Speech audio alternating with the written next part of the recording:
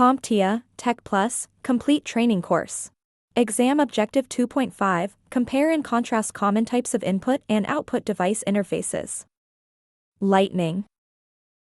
Another common wired connection type you'll come across is the Lightning connector. Lightning is a wired peripheral device interface standard that is exclusive to Apple devices. It was introduced in 2012 as a replacement for the older 30-pin connector and has become the standard charging and data port for iPhones and some iPads and accessories. Lightning supports both data transfer and device charging, making it a compact and versatile connection.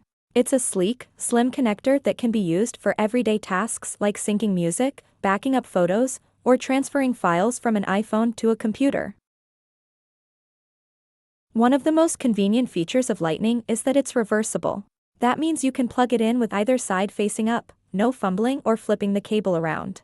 And while Lightning is physically similar in size to USB-C, it remains Apple's proprietary standard, meaning only Apple and approved manufacturers can produce compatible accessories. So while many newer Apple devices, like iPads and MacBooks, are switching to USB-C, Lightning is still widely used on iPhones and various Apple accessories.